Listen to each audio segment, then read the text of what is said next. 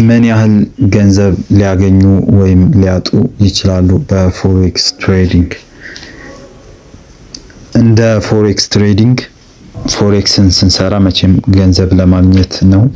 ገንዘብ ለማግኘት በምንሄድበት ወቅት ደግሞ ገንዘብ ማጣትም ሊኖር ይችላል። ሰው በዛሬው ምን ያህል ገንዘብ ሊያጡ ወይም ምን ያህል ገንዘብ ሊያገኙ እንደሚችሉ ቅድመ ዝግጅትም ስለሚያስፈልገው ምን እንደሚመስል እንመለከታለን። እንደዚሁም ደግሞ በተያያዝነት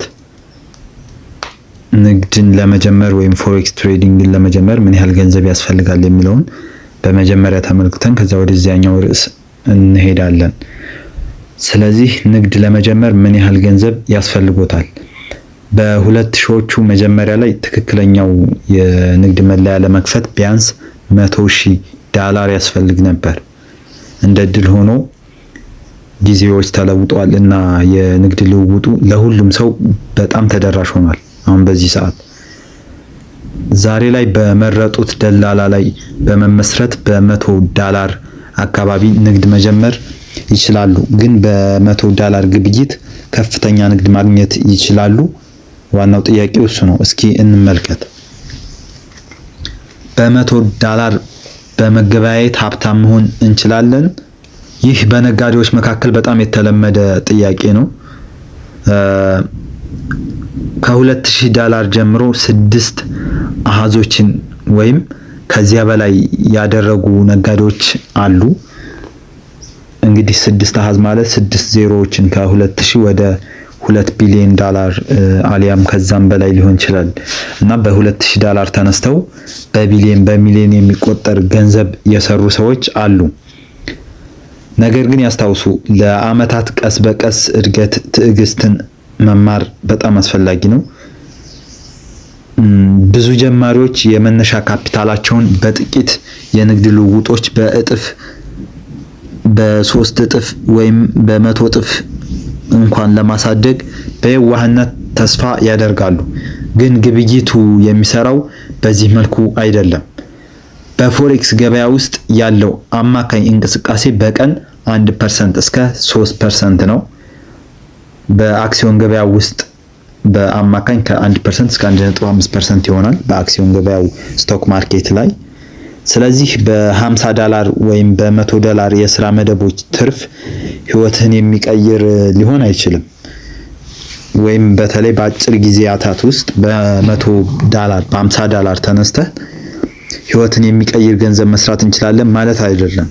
ስለ ፎሬክስን እንድትረዱልኝ እፈልጋለሁ።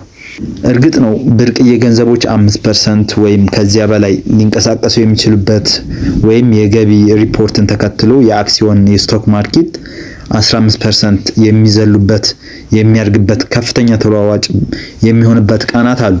አሁንም በእነዚህ ትርፍ እንኳን እምቅ ጥቅሞች አነስተኛ ተቀማጭ ገንዘብን ለሚጠቀሙ ልምድ ለሌላቸው ነጋዴዎች መጠነኛ ሊመስሉ ይችላሉ። ነገር ግን በጣም ትልቅ ትርፍ ነው። ኢቭን ይሄን ተውትና ትክክለኛው ንግድ ካለን ያው ከዚህ በፊትም ባለው ፓርት ስላየን ነው ካለን ገንዘብ 1% እስከ 3% ቢበዛ 3% ለማትረፍ ብቻ መሄድ ያለብን። ልምድ ያላቸው ነጋዴዎች ምን ያህል ያስቀምጣሉ? ይሄኛውን ደግሞ እንመልከት። $100 እስከ $200 ያለው አነስተኛ ተቀማጭ ገንዘብ ለመበልጸግ ሳይሆን የእውነተኛ ግብይትን መንገድ ለመማር ነው የሚሆነው። ማለትም በ100 ወይም በ200 ተነስተን በጣም ትልቅ ደረጃ ለመድረስ ሳይሆን መሆን ያለበት ንግድን መማር፣ እንዴት እንደሚሰራ ፎሬክስ እያንዳንዱን ነገርና ገንዘባችን በትንሹ እያሳደግን ምናልባት ትልቅና የተሻለ ደረጃ ላይ ያደርሰን ይችላል። ከዛ ውጭ ግን በጣም ከፍተኛ ገንዘብ በዚህ ነገር ተነስተን በአጭር ሰዓት እንደዛ ብለን ማሰብ ንግድ ውስጥ መጀመር የለብንም። በመረጡት የእውነተኛ ጊዜ የንግድ መድረክ በመረጡት ሴሽን ከተመቻቹ እና እድሎቹ በተከታታይ ከኪሳራው የበለጠ ብልጫ ካገኙ በኋላ የንግድ መጠኖቹን ቀስ በቀስ መጨመር ይችላሉ። ተጨባጭ ትርፍ ለማግኘት ከፈለጉ ጥሩ መነሻ ካፒታል አብዛኛውን ጊዜ $500 እስከ $1000 አካባቢ ነው።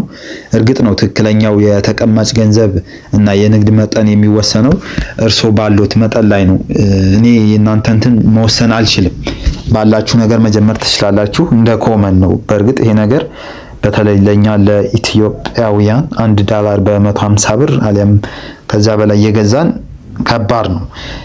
ምናልባት ኮርሱ የተዘጋጀው በፈረንጆች ኮንቴክስት ሊሆን ስለሚችል ወደኛ ስንቀይረው ይሄ ገንዘብ ብዙ ነው። አይ ነው $100-200 እንደመነሻ በቂም ነው።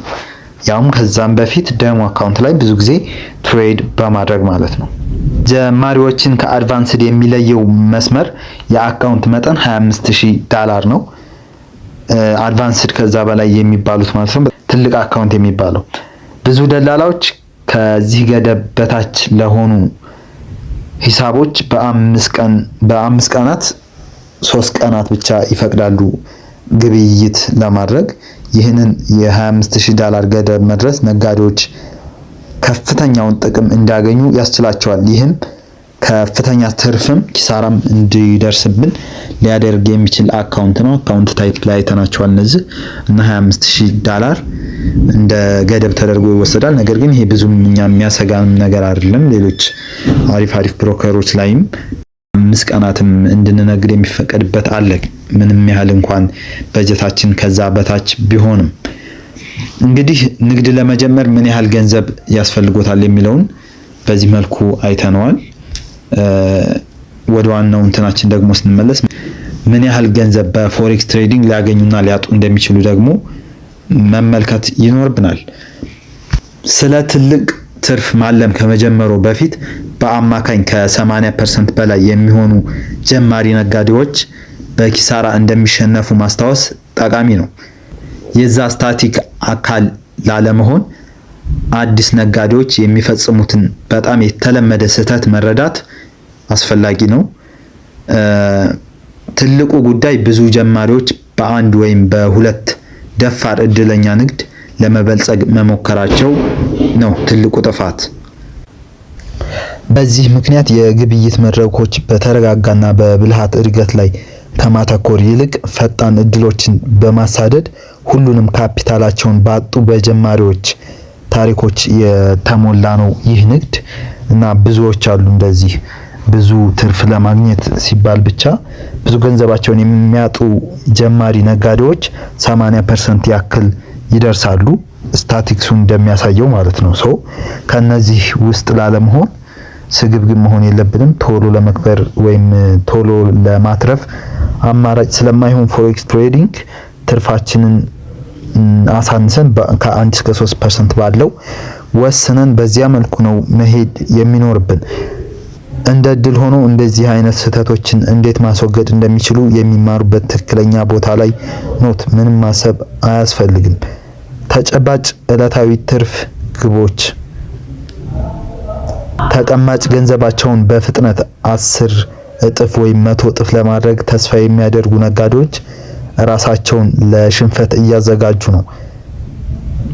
ይበልጥ ትክክለኛ የሆነ የቀን ትርፍ ግብ ከገቢር የመለያው መጠን 1% እስከ 3% አካባቢ ነው። ስለዚህ $1,000 በሂሳቡ ውስጥ ካስገቡ ዝቅተኛው 100ኛ ከወሰድን በቀን $10 አካባቢ ለማግኘት ማቀድ ይችላሉ። $100,000 $100 በቀን ማለት ነው። ያስታውሱ፣ እነዚህ ትክክለኛ ቁጥሮች ምን እየሰሩ እንደሆነ ለሚያውቁ ነጋዴዎች ብቻ ናቸው። እንዲሁም በቀን ብዙ ግብይቶችን ካደረጉ ከትርፎ ውስጥ ትልቁ ክፍል በስፕሪድ ወይም በሌሎች ኮሚሽኖች ሊበላ እንደሚችል ያስታውሱ። ስለዚህ ዝቅተኛ ስርጭት ያለውን ደላላ መምረጥ በጣም አስፈላጊ ነው። ታዲያ በቀን $10 በ$1,000 አካውንት ኢንቨስትመንት ትርፍ ብዙ እንዳልሆነ እያሰቡ ይሆናል። በእውነቱ ኮምፓውንድ ኢንተረስትን ከተረዱ በጣም ብዙ ገንዘብ ነው። ኮምፓውንድ ኢንተረስትን በትንሹ ለመግለጽ ያክል ኮምፓውንድ ኢንተረስት ማለት የአካውንትን መጠን ለመጨመር የንግድ ትርፎን እንደገና ማፍሰስ ማለት ሲሆን ይህን ስትራቴጂ ትርፋማ ከሆነ ከጊዜ ወደ ጊዜ ትልቅ ትርፍ ያስገኛል። በዋናነት በእርሶ ፍላጎት ላይ ወለድ እያስገኘ ነው። ኮምፓውንድ ኢንተረስትን ለመረዳት ያክል ከዚህ በፊት ያለውን ክፍል መመልከት ትችላላችሁ። የፎሬክስ ትሬዲንግ ውስጥ ሚስጥረኛው ቀመር የሚለውን ክፍል ማለት ነው። እሱ ላይ እንዴት ያለንን ገንዘብ እዛው ላይ ባለው ቀመር እንዴት በከፍተኛ ሁኔታ ማሳደግ እንደምንችል እሱን የያዘ ክፍል ነው። ትልቅ ነገር ትማሩበታላችሁ። እሱን እንድታዩት እየጋበዝኩኝ የዛሬውን ክፍል በዚሁ ጨርሳለሁ። አመሰግናለሁ።